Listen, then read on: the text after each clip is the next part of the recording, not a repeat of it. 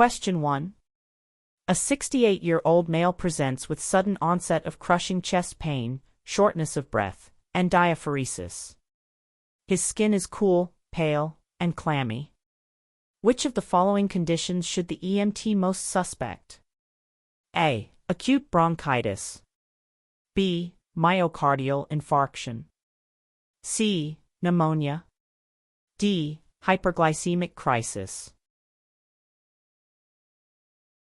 Answer: B. Myocardial infarction. This question tests your ability to recognize the classic signs and symptoms of a myocardial infarction, commonly known as a heart attack. The keywords crushing chest pain, shortness of breath, diaphoresis, sweating, and cool, pale, clammy skin are hallmark indicators of inadequate blood flow to the heart muscle. These symptoms collectively suggest a cardiac emergency requiring immediate intervention. For instance, if a patient describes their pain as an elephant sitting on my chest, it strongly points to a heart attack. Always remember that chest pain in an adult should be treated as a cardiac event until proven otherwise. Question 2.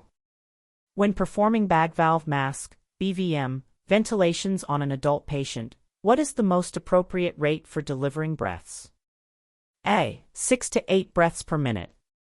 B. 10 to 12 breaths per minute. C. 15 to 20 breaths per minute. D. 20 to 24 breaths per minute. Answer: B. 10 to 12 breaths per minute. This question focuses on the correct technique for artificial ventilation, a critical airway management skill. For an adult patient, the standard guideline is to deliver one breath every 5 to 6 seconds, which translates to 10 to 12 breaths per minute, ensuring adequate oxygenation without causing hyperventilation. Hyperventilation can decrease cardiac output and cerebral blood flow, so precise timing is important. Imagine a slow, steady rhythm, like counting squeeze-release 2 3 4 5, squeeze-release. To maintain the proper rate. Remember, providing just enough breaths at the correct rate is more effective than too many. Question 3.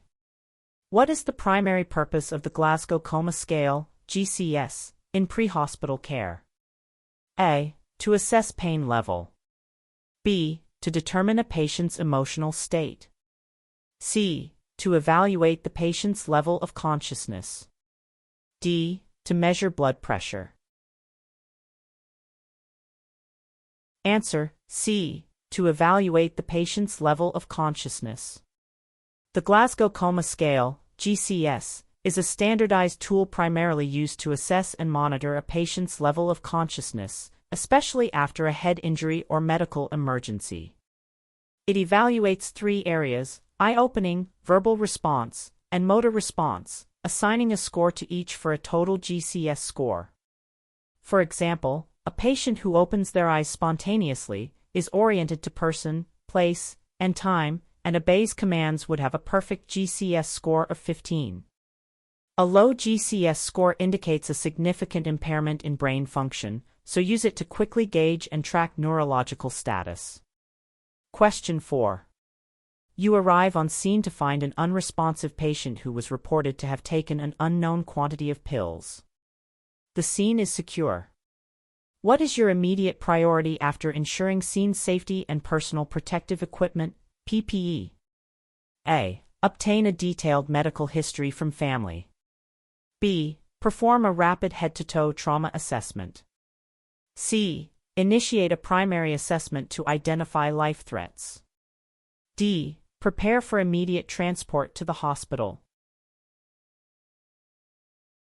Answer: C. Initiate a primary assessment to identify life threats. This question emphasizes the systematic approach to patient assessment in an emergency, particularly in a medical scenario. After ensuring scene safety and donning PPE, the immediate priority is always the primary assessment, which focuses on identifying and managing any immediate life threats to the patient's airway, breathing, and circulation, ABCs. While obtaining history or preparing for transport are important steps, they come after ensuring the patient can breathe and circulate blood effectively. Think of the primary assessment as checking the patient's core vital functions before anything else, because if the patient isn't breathing, nothing else matters. Question 5. A 4-year-old child presents with a high fever, drooling, and difficulty swallowing. The child is sitting upright and leaning forward, tripod position. You note inspiratory stridor. Based on these findings, which condition should you suspect? A. Croup. B. Bronchiolitis. C. Epiglottitis. D. Asthma exacerbation. Answer: C. Epiglottitis. This question tests your ability to differentiate between common pediatric respiratory emergencies.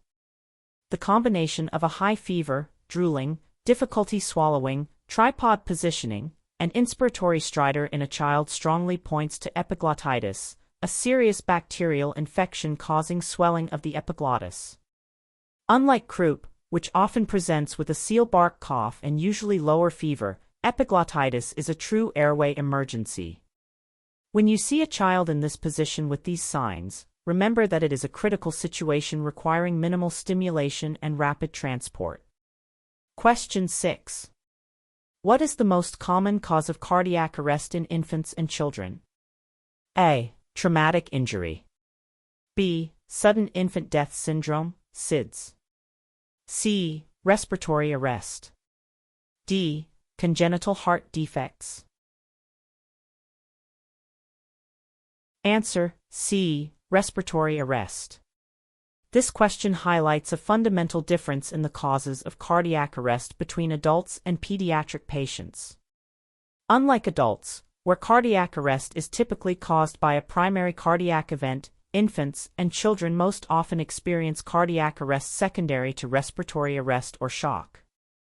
This means their hearts stop because their breathing or circulation failed first, leading to severe hypoxia. For instance, an untreated severe asthma attack in a child can quickly lead to respiratory failure and then cardiac arrest. Always remember that in children, if you can fix the breathing problem, you often prevent cardiac arrest. Question 7. You are assessing an adult patient who is unresponsive and pulseless. You have initiated chest compressions. What is the most appropriate depth for chest compressions on an adult? A. At least 1 inch 2.5 centimeters. B. At least 2 inches 5 centimeters. C. At least 3 inches 7.5 centimeters. D. No more than 1.5 inches 3.8 centimeters. Answer: B. At least 2 inches 5 centimeters. This question is about the critical skill of high-quality cardiopulmonary resuscitation, CPR, in adults. For effective chest compressions on an adult, the compression depth should be at least 2 inches 5 centimeters but no more than 2.4 inches 6 centimeters, allowing for full chest recoil after each compression. This depth is necessary to adequately circulate blood to the brain and vital organs. Imagine pressing down firmly and consistently, ensuring you can feel the chest wall give way significantly with each compression. Remember that consistent, deep compressions are key to providing artificial circulation. Question 8. A patient is experiencing an acute allergic reaction with hives, facial swelling, and difficulty breathing with wheezing. The patient has a prescribed epinephrine autoinjector.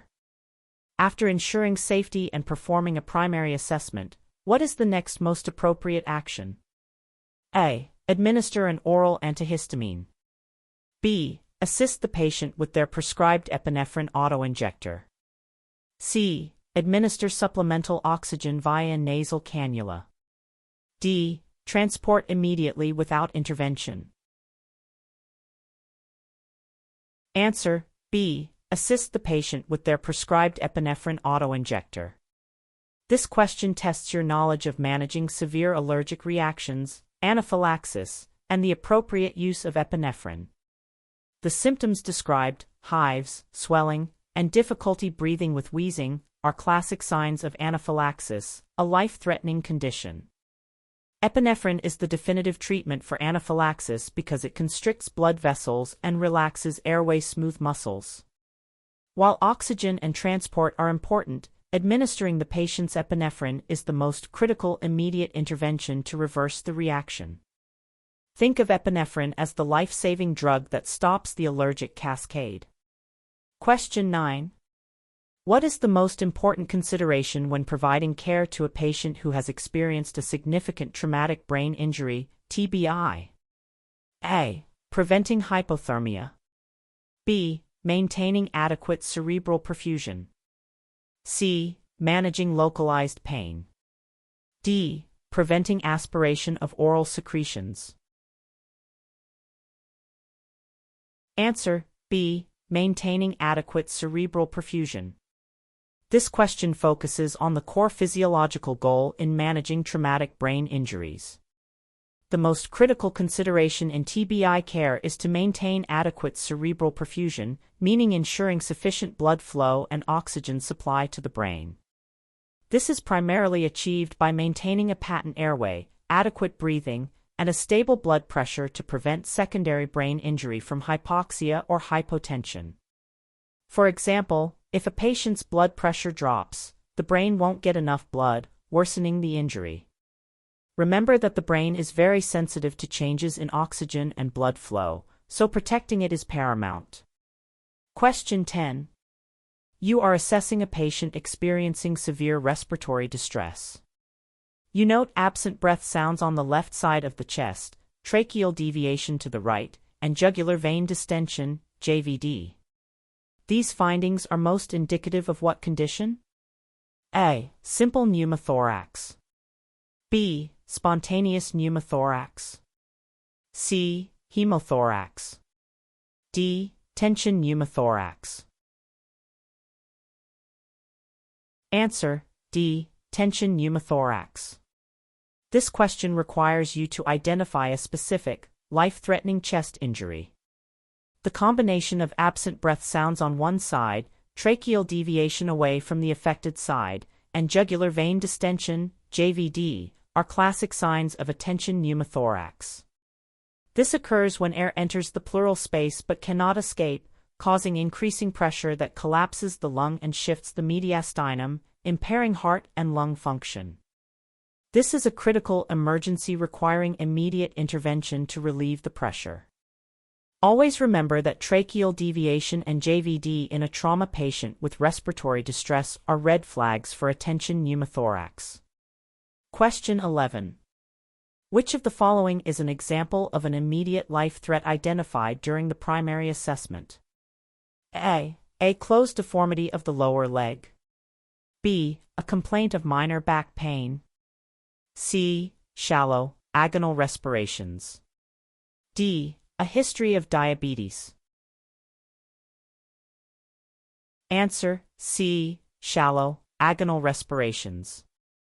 This question tests your understanding of what constitutes an immediate life threat during the primary assessment, which is designed to quickly identify and manage conditions that could kill the patient within minutes. Shallow, agonal respirations indicate severely inadequate breathing or impending respiratory arrest, representing an immediate threat to the patient's oxygenation and survival. While the other options may be important findings, they do not pose an immediate threat to life as directly as agonal breathing. Always remember that the primary assessment is focused on fix-it-now problems related to airway, breathing, and circulation. Question 12. A patient with a history of diabetes is confused, has rapid and deep respirations, Kussmaul breathing, and a fruity odor on their breath. What condition should you suspect? A. Hypoglycemia. B. Diabetic ketoacidosis, DKA. C. Hyperosmolar hyperglycemic state, HHS. D. Insulin shock. Answer: B. Diabetic ketoacidosis, DKA.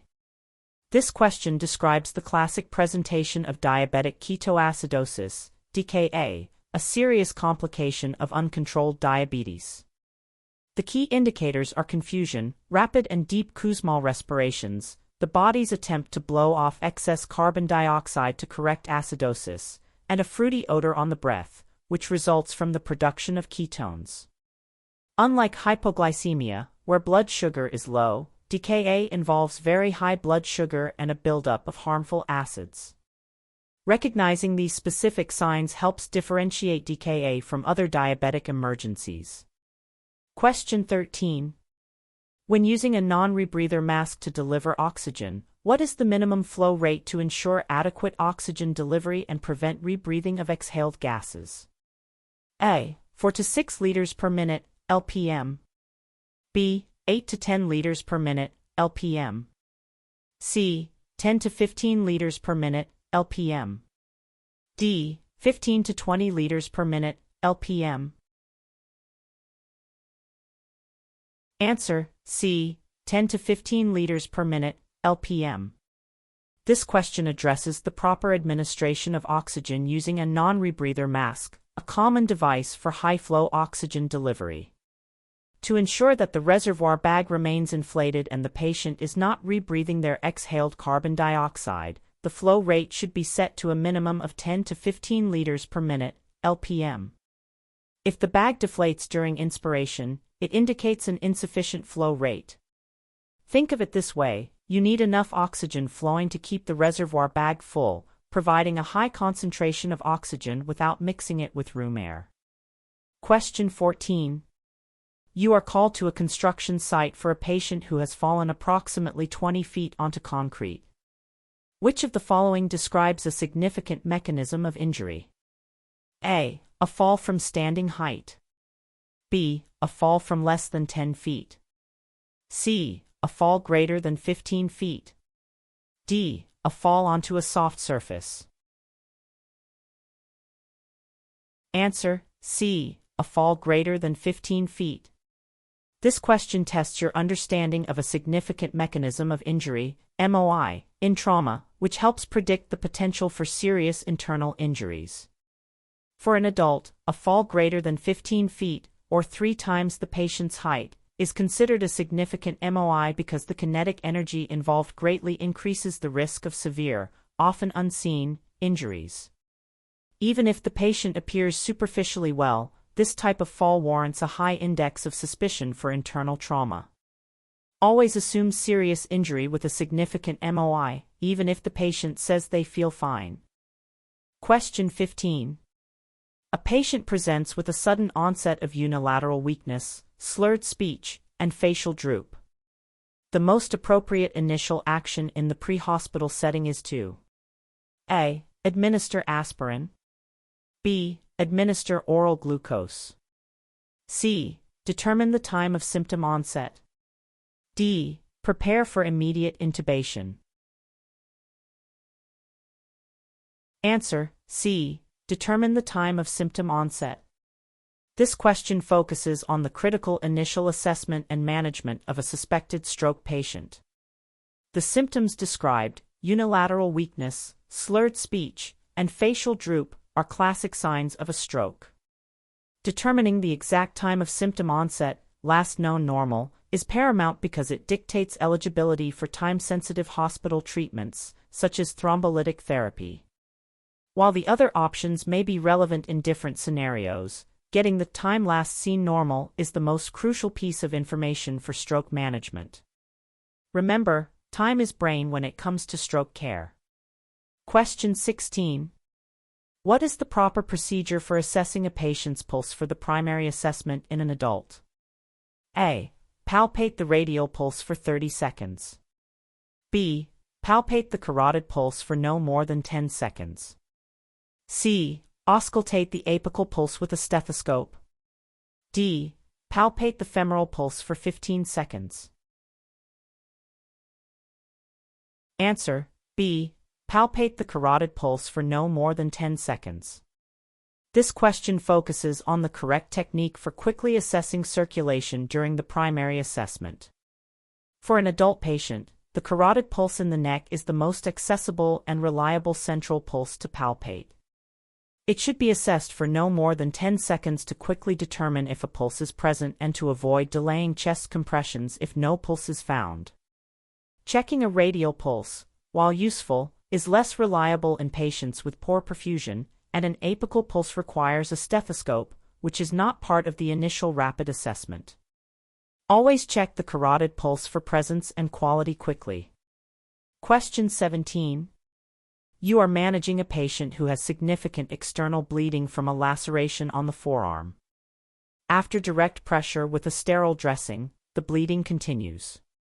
What is the next most appropriate step? A. Apply a tourniquet proximal to the wound. B. Apply pressure to a pressure point distal to the wound. C. Apply indirect pressure to the brachial artery. D. Apply additional dressings over the first one and maintain direct pressure. Answer: D. Apply additional dressings over the first one and maintain direct pressure. This question tests your knowledge of the correct sequence for controlling external hemorrhage. The first step is always direct pressure with a sterile dressing. If bleeding continues, the next step is to apply additional dressings on top of the first ones and maintain continuous direct pressure, rather than removing the initial dressing. Elevating the injured limb may also be helpful. A tourniquet is typically reserved for severe, life-threatening extremity hemorrhage that is uncontrollable by direct pressure. Keep applying pressure and adding dressings. Don't remove the original ones, as that disrupts clot formation. Question 18. What is the primary reason for performing continuous positive airway pressure, CPAP, on a patient with acute respiratory distress? A. To deliver precise tidal volumes. B. To reduce the work of breathing and improve gas exchange. C. To provide a definitive airway for unresponsive patients. D. To administer nebulized medications more effectively. Answer: B. To reduce the work of breathing and improve gas exchange. This question asks about the primary benefit of CPAP, a common non-invasive ventilation technique. CPAP primarily works by providing positive pressure that helps to keep the alveoli, air sacs in the lungs, open, recruit collapsed alveoli, and push fluid back into the vasculature, thereby reducing the patient's work of breathing and improving oxygen and carbon dioxide exchange. It helps patients breathe easier on their own by supporting their lungs. For example, in a patient with congestive heart failure and pulmonary edema, CPAP can significantly improve oxygenation without the need for intubation. Remember, CPAP helps the patient breathe better, it doesn't breathe for them. Question 19. An adult patient has fallen and is responsive but complaining of severe neck pain.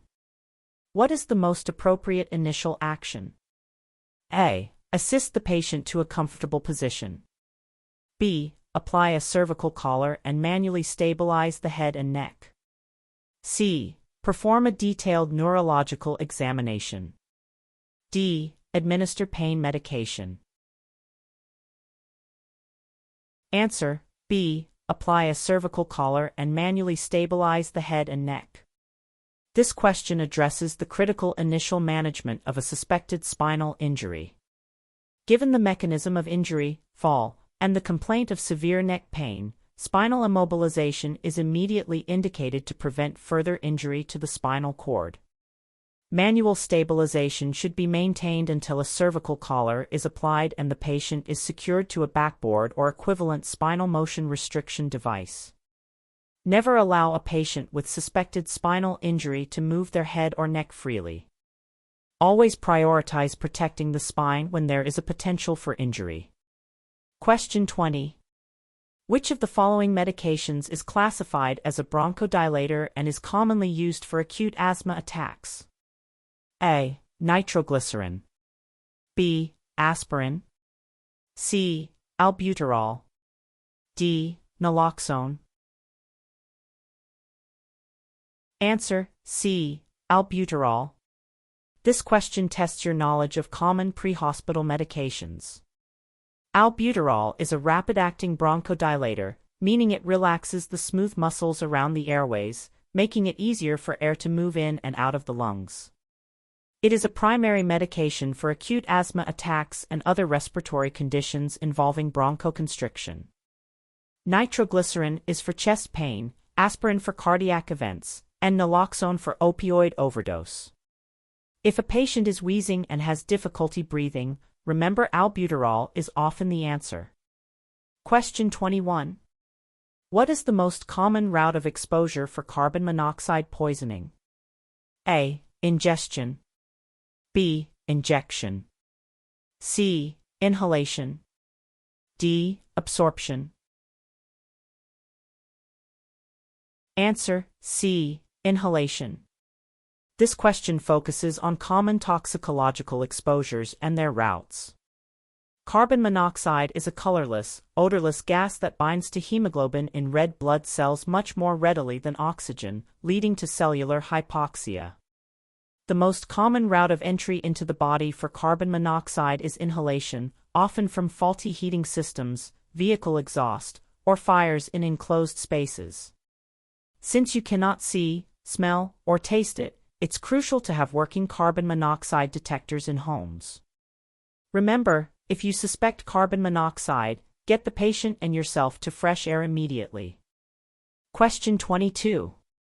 A patient experiences a sudden altered mental status, becomes unresponsive, and has generalized muscle rigidity followed by jerking movements.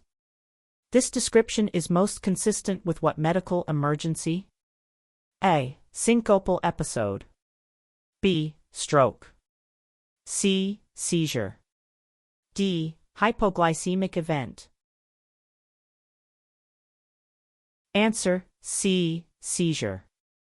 This question describes the classic presentation of a generalized tonic-clonic seizure. The sequence of events: sudden altered mental status, unresponsiveness, generalized muscle rigidity, tonic phase, followed by jerking movements, clonic phase, is characteristic of a seizure caused by abnormal electrical activity in the brain.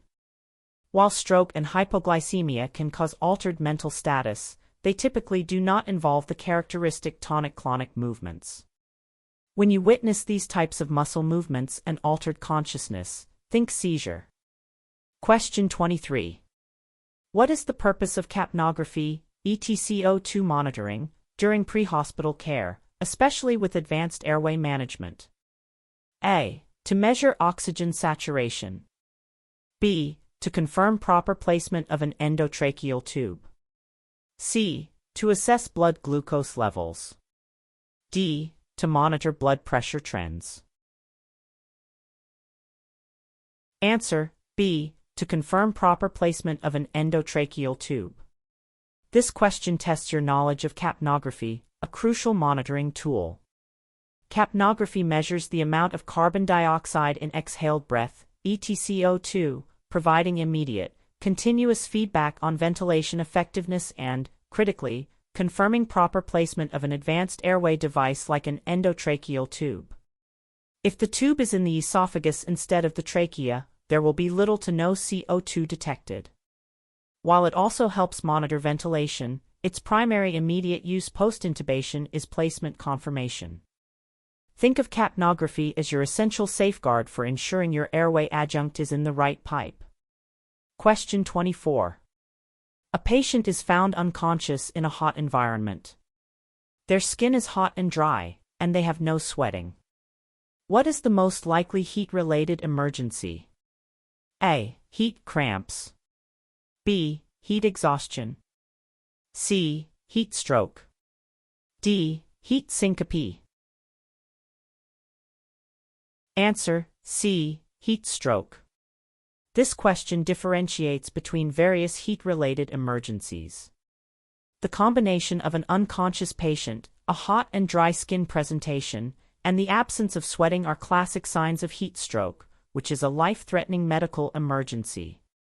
Unlike heat exhaustion, where the patient is typically sweating profusely, heat stroke signifies a failure of the body's thermoregulatory system.